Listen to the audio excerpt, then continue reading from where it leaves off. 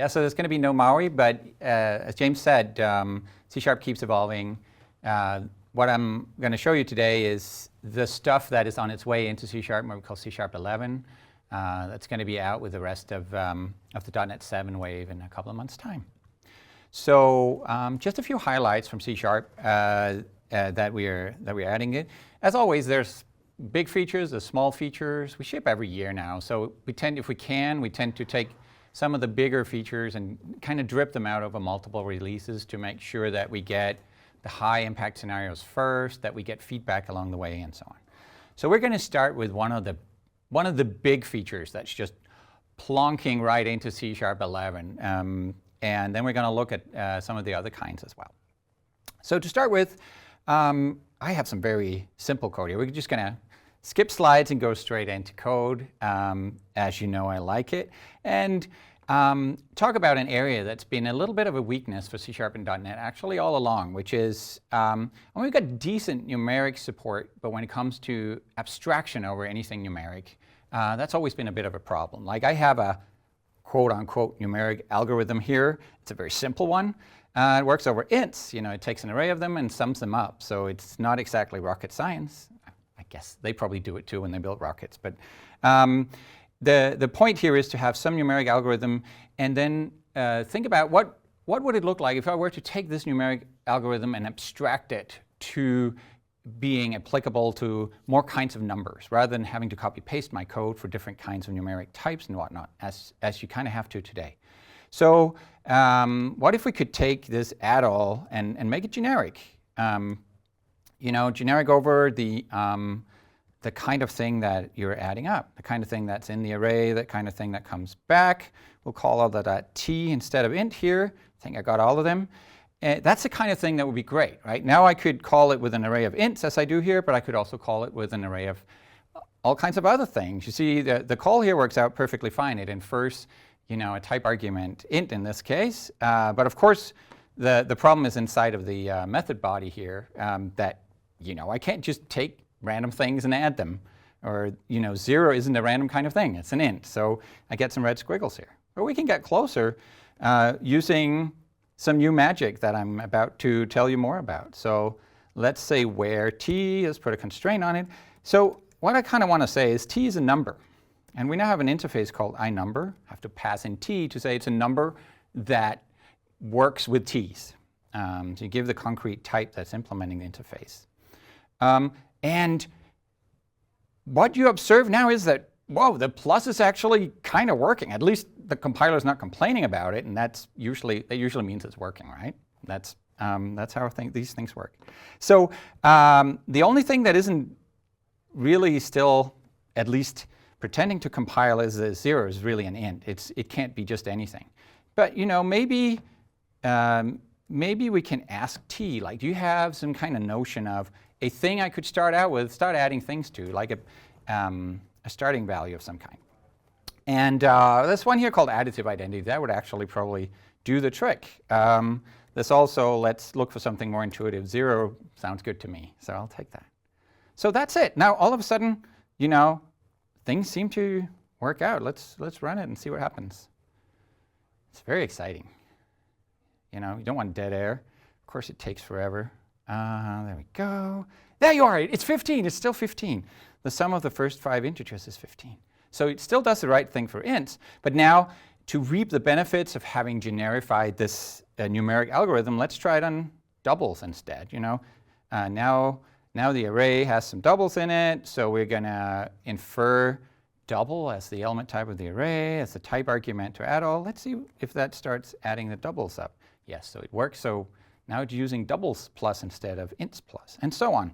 So we've really now given you the ability to abstract over all kinds of numbers using iNumber of t as a generic constraint. So now, of course, the question is, how does that work? You know, how can iNumber let me use plus and let me use static members on the type parameter itself? Well, let's go and find out. So I'm going to go and I'm going to start down the rabbit hole here. Here is iNumber itself. And what you see is iNumber is really the sort of nexus, the everything bagel of numbers. It has everything you could ever imagine numbers having. And so all of our built-in numbers certainly have all this functionality. So there are plenty of like pretty advanced members down here. And then there's a bunch of interfaces for like smaller nuggets of behavior, like individual operators and so on. That's a long, long list here. And if your type can't fulfill all of what it means to be a number, it can still implement some of these interfaces and get the abstraction through those. So one thing you notice in these members here, it doesn't matter what they are, but you know, they all say static abstract. And this is where the new C# language feature comes in, is that interfaces can now actually have static abstract members. It's like, you know, instance members are already abstract by default in an interface, and they're part of a contract saying everyone who implements this interface shall have instance members like this. And now we're just extending that to static members. So you can say everyone who implements this interface shall have this static member. And if we go and look at some of the interfaces that are in this long list here, here's I-addition operators. That sounds vaguely related to what we want to do, which is to add some things. You see that that's an interface that has two static abstract members in it, and both of those are operator declarations. Like user-defined operators are static member declarations. It even says static in them, so that makes sense. This is where it says the thing must have a plus. And because it says so, you know, whoever, like int, whoever implements this interface, they indeed do need to have a plus, and whoever makes use of that, as in the generic constraint from before, they can now rely on there being a plus. It's a new form of contract. It's a member contract at the static level instead of the instance level. So that's really the language feature itself. And now this numeric scenario is one that we really doubled down on, not just from the language side, but also in, as you can see here in the BCL, in the core libraries, we have this whole set of interfaces to represent numeric concepts, and we have all our own numeric types implement those so that the abstraction can, you know, can be applied to our things. But you can do so yourself as well. You can implement any of these numeric interfaces you like, and then you can fit it into anything that's abstracted over, and just like the built-in types and the BCL types. So that's a really big new kind of front of expressiveness that we've opened in C# 11. Numerics is a big scenario for this, but it's not the only scenario for static abstract members. So let's go and look at one of the other interfaces that iNumber implements. So here's one that's called Ipersible. Let's go and have a look at that. Ipersible, again, has some static abstract members. They're kind of different variations on the same theme. So let's just look at this first one here, parse. You know, again, it says whoever implements this must have a static member called parse that takes a string and some format provider and returns one of its own kind. Right? So essentially, I can walk up to a type that implements this interface and say type.parse, and it'll give me back something of that type. That's where this type parameter comes in. Well, that's kind of cool, because what that really is it's a factory. There are no T-cells, there are no objects of this involved before you make the call on the type as a static member, and then you get one back of that same type. That's a factory, and this interface abstracts over that factory. It says if you implement this interface, you have a static factory called parse. So it's an abstract factory, but it's also a static factory. That's pretty cool functionality, actually, when you think about it. So that's what I want to say about static abstract members. I'm sure that you'll all be finding many more scenarios that we haven't thought of, and if you come up with some cool ones, we'd actually like to hear about it. So coming back to my program, so I generified it. That was very cool. And a feature of this other kind that I talked about that we kind of trickle out over time is pattern matching. So ever since C# 7, several years ago, we've had pattern matching in C#. We added it as a language feature. We started modestly with only a few different kinds of patterns. We've been adding, almost every release has something new for pattern matching. And this release is no exception. So what we've added this time around is what we call list patterns. And I'm going to just re-implement this whole algorithm in terms of list patterns just to show you what they're about. So I'm going to do a switch expression. Let's say values. I'm just going to switch on that whole array that comes in. Okay? There you go. Here's a switch expression. As always, it complains that you are not handling all the different kinds of values here.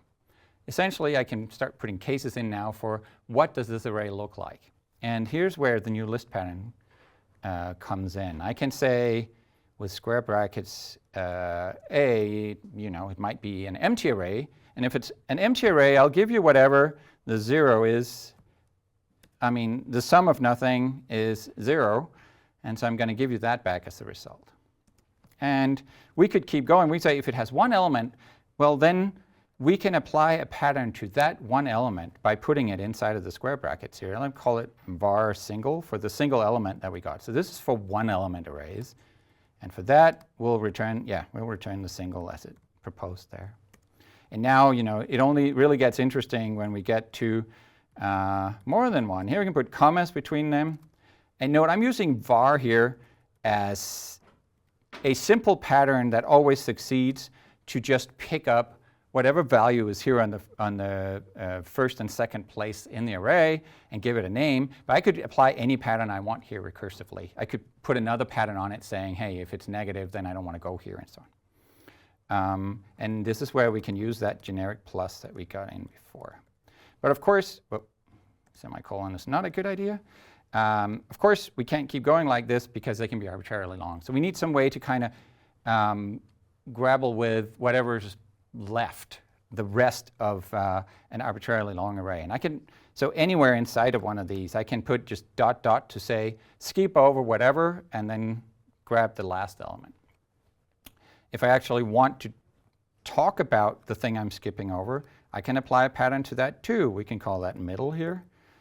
And what you see is that the first and last, they're of course of type T, because we pluck them out in an array of T. But the middle is a T array itself, of course, multiple elements.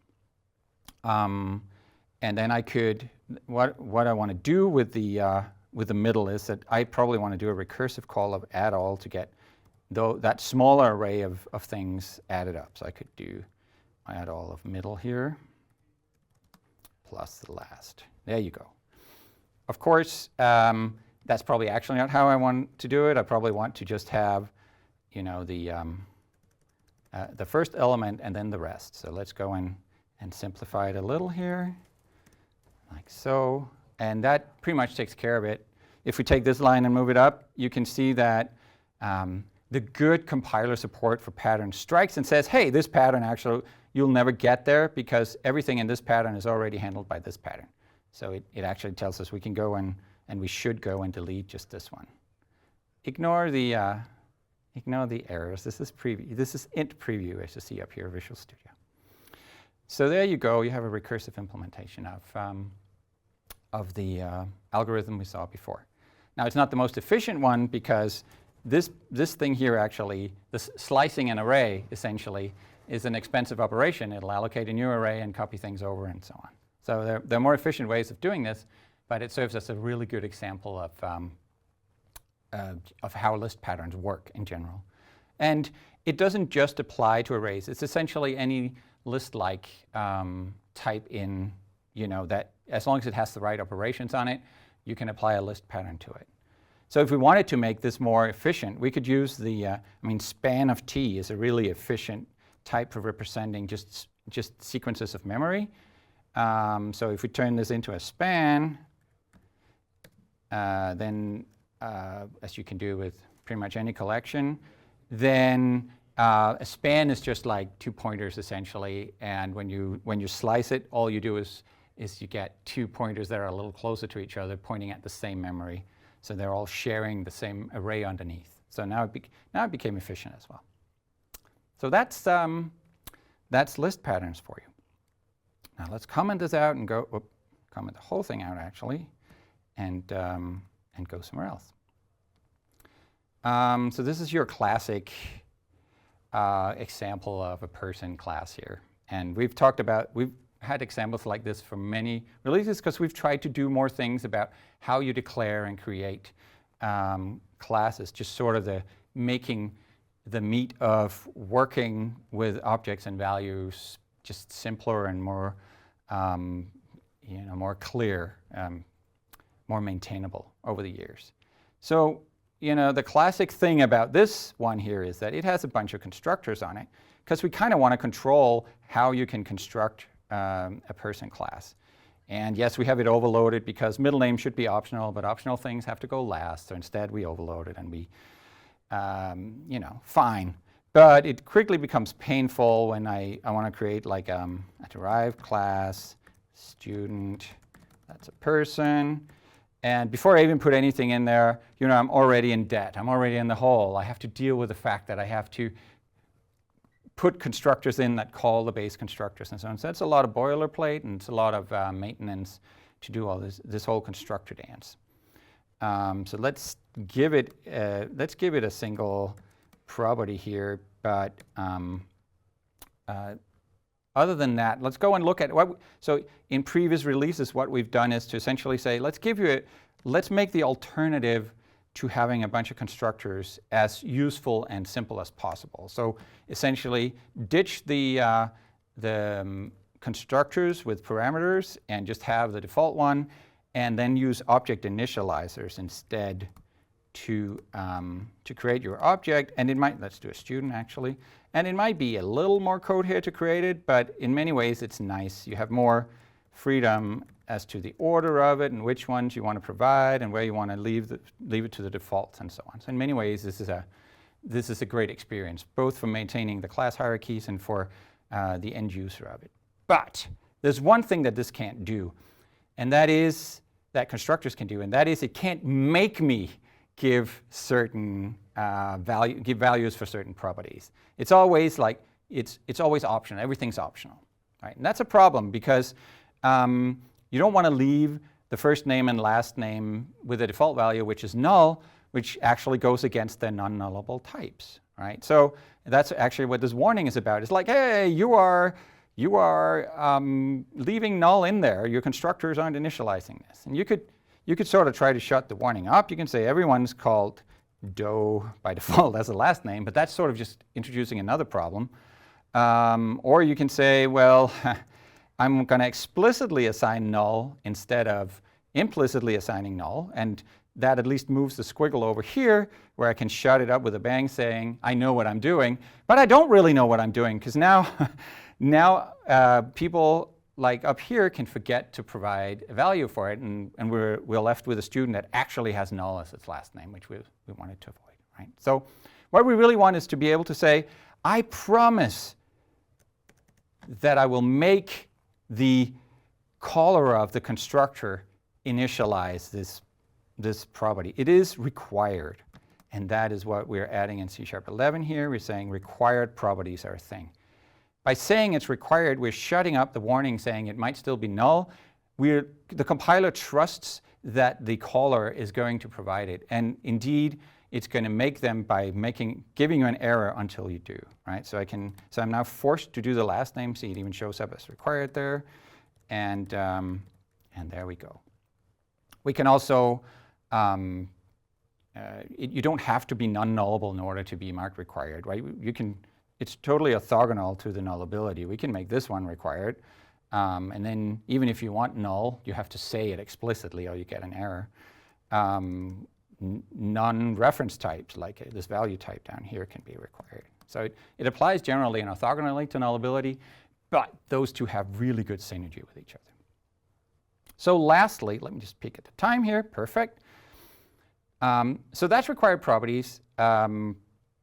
Lastly, let's comment this out this whole file out as well, as I hop from top-level program to top-level program and uncomment this one.